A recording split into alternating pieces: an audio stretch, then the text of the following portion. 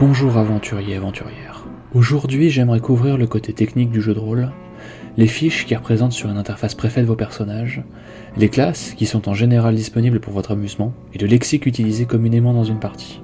Une des choses qu'on retrouve dans tous les jeux de rôle sur table, c'est la fiche de personnage. C'est un des nombreux éléments dont je n'ai pas parlé dans la vidéo précédente car c'est une partie très spécifique à chaque jeu, et il y en a beaucoup. Donjons et Dragons, Anima Beyond Fantasy, Eclipse Phase, Vampire the Masquerade, ou le système de World of Darkness en général, Call of Cthulhu, Dungeon World, vous saisissez l'idée j'imagine. Chacun de ces jeux possède une fiche différente et par la même occasion un système de jeu différent auquel la fiche est adaptée. Les règles vont donc toujours varier en fonction du jeu et pour ce qui est du choix, c'est surtout au niveau du goût et des couleurs. Chaque système a des avantages et des inconvénients qui amènent à des styles de partie différents. Il suffit juste de trouver quel système vous préférez. Certains systèmes sont orientés challenge et très déséquilibrés contre les joueurs qui foncent dans le tas sans réfléchir. D'autres au contraire peuvent encourager les joueurs dans ce genre de comportement. Donc pour voir lequel vous préférez, il faut y jouer. Malgré tout, il y aura toujours des éléments récurrents, les statistiques. Ces chiffres qui représentent le corps et l'esprit de vos personnages sont présents dans quasiment tous les jeux de rôle sur table existants. Ce sont les chiffres sur lesquels se basent tous les autres éléments qui se trouvent sur la fiche, ou presque. Que ce soit les compétences, l'attaque et la défense, les sorts potentiels, votre capacité à parler une autre langue, ou même encore si vous savez danser. Les statistiques les plus répandues sont la force, qui vous permet en général de soulever plus de choses et augmente vos dégâts d'armes au corps à corps, ou de vos points, si vous préférez la simplicité. La dextérité, qui permet de mesurer vos capacités acrobatiques et à viser, avec des armes à distance telles qu'un arc ou un fusil. La constitution, qui représente votre vigueur physique, votre capacité à encaisser des coups, résister à la douleur et aux maladies, et dans certains jeux, la vitesse à laquelle vous récupérez de la vitalité et soignez vos blessures. L'intelligence donne une idée générale de votre capacité de raisonnement ainsi qu'une représentation de votre mémoire, c'est souvent ce qui permet de connaître plus de sorts pour certains types de mages. La sagesse est souvent vague, mais en général c'est un indicateur de votre capacité à voir les choses et à analyser la manière dont parlent les gens autour de vous, s'ils disent la vérité ou des mensonges par exemple. Vient ensuite le charisme qui représente votre aura et votre beauté ainsi que votre discours, c'est ce qui permet de convaincre et de mentir efficacement, de chanter et danser comme personne, et de jouer d'un instrument. Ces 6 statistiques sont les plus répandues, et il y a un grand nombre de variations qui tendent à changer les noms, mais à mettre le même type d'actions et d'effets qui en dépendent malgré tout. Cette présentation devrait être suffisante pour que vous ne vous perdiez pas trop. Les statistiques sont en général tirées au dé, mais ce n'est pas la seule méthode.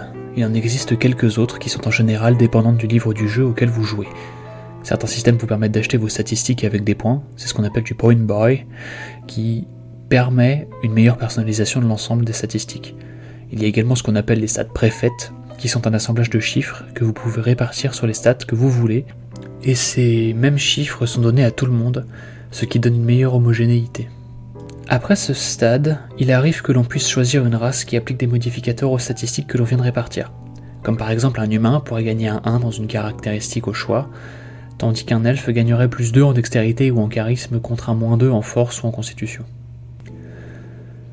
Souvent, après la répartition des statistiques, on choisit la classe. Elles sont toujours très variables en fonction des jeux, mais on retrouve souvent des idées similaires qui se basent sur un archétype. Voleur, archer, guerrier, barbare, mage, sorcier et prêtre. Chaque classe possède des compétences particulières qui vont être utiles au groupe. Le jeu de rôle étant un jeu coopératif après tout, donc les classes se complètent, même si c'est aussi un jeu narratif où il se peut que des dissensions dans le groupe se produisent et les différents membres commencent à se taper dessus. On pourrait presque mettre chaque classe dans un diagramme de RPG comme World of Warcraft, même si c'est pas toujours le cas. Un guerrier ou un barbare pourront soit avoir un rôle qui va encaisser les dégâts, soit un rôle qui va faire des dégâts. Cependant, ils auront des talents sur le côté comme la maintenance des armes ou soulever des choses lourdes.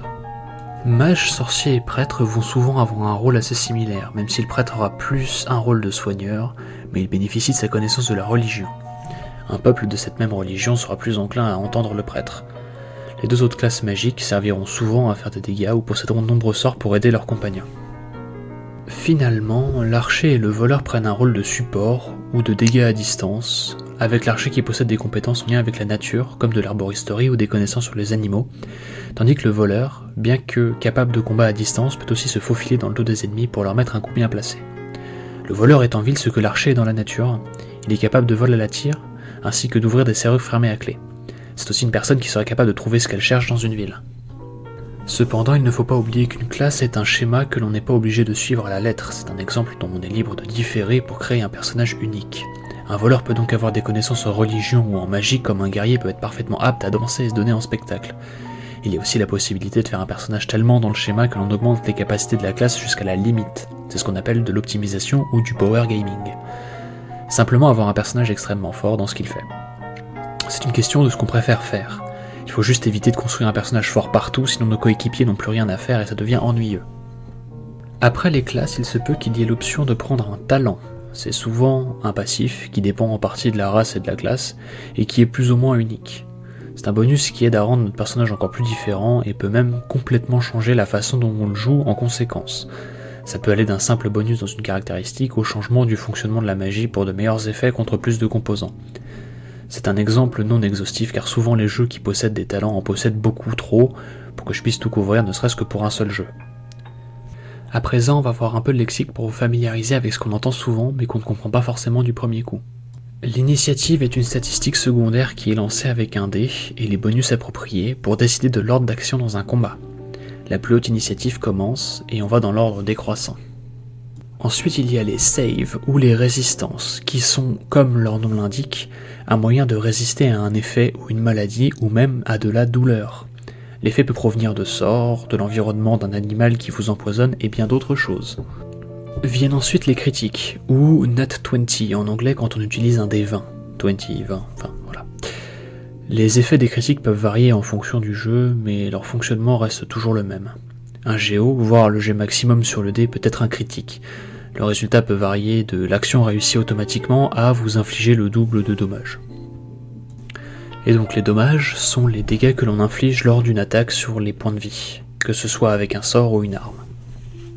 Les points de vie sont une barre ou une réserve qui indique la santé du personnage et s'il est blessé ou en parfaite condition. Viennent s'ajouter à cette réserve les points de mana ou de ki, qui sont une ressource qui sont souvent dépendants d'une classe et qui permettent de réaliser des actions faisant partie intégrante de cette même classe. Viennent finalement les malus et les bonus, qui sont des modificateurs qui s'ajoutent ou se retirent au jet de dés, et qui peuvent être amenés par différentes choses telles que le positionnement d'un ennemi ou une faiblesse particulière. Voilà qui conclut ce petit lexique. Bien qu'il soit simple, j'espère que ça en a aidé certains ou certaines à comprendre un petit peu mieux le monde du jeu de rôle.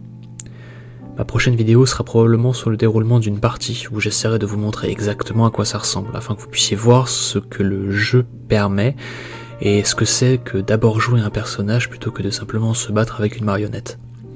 Dans tous les cas, je vous remercie d'avoir regardé cette vidéo, et si vous avez apprécié, je vous laisse appuyer sur le pouce bleu en bas de votre écran et vous abonner. Mais par-dessus tout, amusez-vous.